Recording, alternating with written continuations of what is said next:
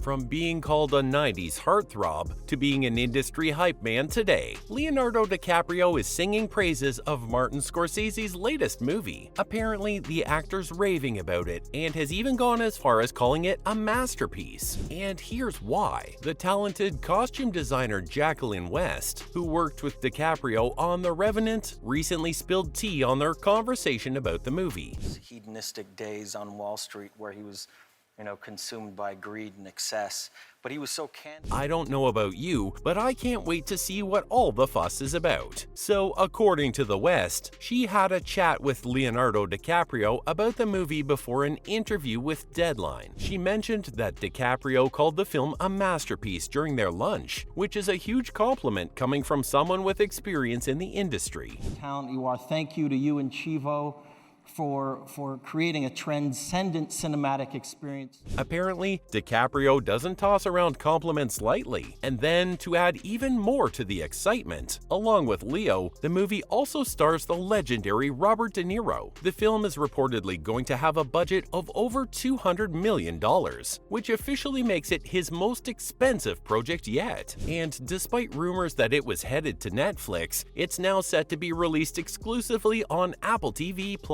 I don't know about you, but I'm getting pretty excited to see how this all turns out. With that kind of budget, there's sure to be some serious action and drama. The anticipation for Killers of the Flower Moon is already sky high, and it's not hard to see why. I mean, we're talking about a Martin Scorsese movie here, people, but what's got fans excited isn't just that. It's the fact that he's teaming up with not one, but two of his all-time favorite collaborators, Robert De Niro and Leonardo DiCaprio. This is a duo that has given us some of the greatest films of all time, so you know that Killers of the Flower Moon is going to be nothing short of amazing. And wait till you hear about the plot. I don't care whether you did it or not. That makes no difference to me. Yeah, I know. I'm here to defend. So, the movie is based on the best-selling book by David Grann set in the 1920s in Oklahoma. The story centers on the Osage Nation, a group of Native Americans who become wealthy after oil is discovered on their land. However, their newfound wealth attracts the attention of some very dangerous people, and soon, members of the Osage Nation begin to get murdered, one by one, in what becomes known as the Reign of Terror. It's a chilling story, and Killers of the Flower Moon is sure to deliver a gripping and intense portrayal of these events. However, it wouldn't have been possible without Martin Scorsese and Eric Roth, the screenplay writers for the upcoming movie. They're the writers behind films like Dune and Forrest Gump. With two such accomplished creatives behind the script, we can likely expect a story that is both well-crafted and emotionally resonant. Also, the full title of David Grann's book is Killers of the Flower Moon, The Osage Murders and the Birth of the FBI. It's an intriguing subtitle, as the involvement of the FBI in the investigation of the murders is a vital part of the story. I'm curious to see how they'll handle this element in the movie adaptation. And while the writers have a big hand to play, so do the actors. It's no surprise that the Killers of the Flower Moon cast is stacked with big names, but two stand out above the rest. Frequent Scorsese collaborators Robert De Niro and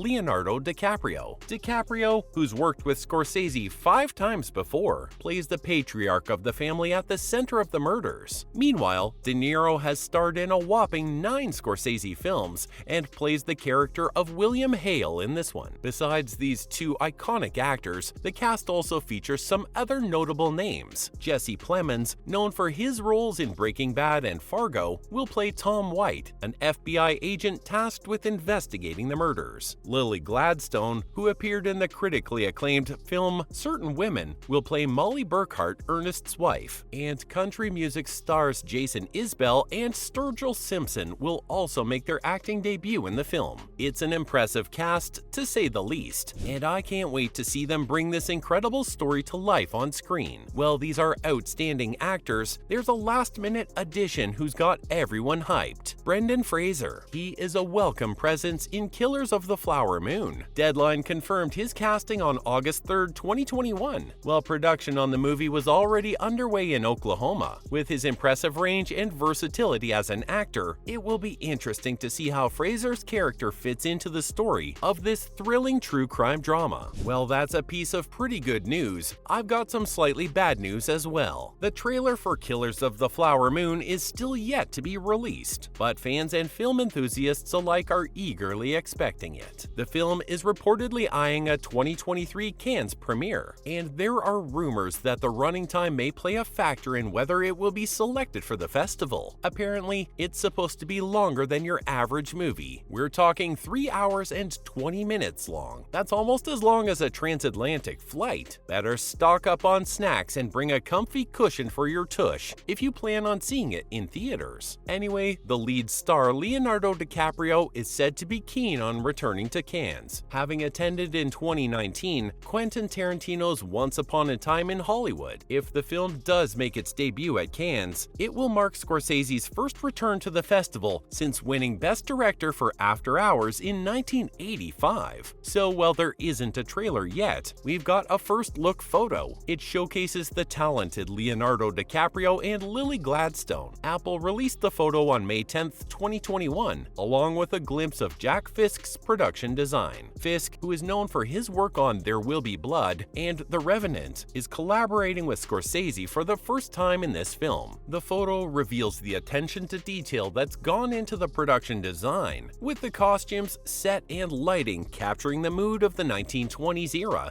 in which they set the story. Speaking of production, it turns out DiCaprio loves to do his homework. So before shooting started, the Titanic star sat down with members and leaders of the Osage Nation to make sure he wasn't going to mess up and offend anyone with his portrayal of the character. Apparently, he asked a lot of questions and got some great feedback that helped shape his performance. And even though these people were happy to help, the movie has stirred up mixed emotions among members of the nation. On the one hand, there is excitement about the prospect of a major Hollywood production shedding light on a little-known piece of history. On the other hand, there is concern about how the events will be portrayed and the emotional toll it may take on those involved. Nonetheless, the film has had a significant impact on the community, as entire streets have been transformed to recreate the 1920s setting. In fact, this recreation has reopened some wounds. Harrison Shackelford recognizes the painful memories that this film may bring up, but also believes that it's important to shed light on the history that needs to be told. Brandy Lemon acknowledges the delicate balance that needs to be struck, but believes that Martin Scorsese will deliver all the big emotions that audiences crave. It remains to be seen how the final product will be received. Other than that, it's clear that this movie is not just entertainment, but also an opportunity to learn about a significant part of history. That's all for Martin Scorsese's new movie.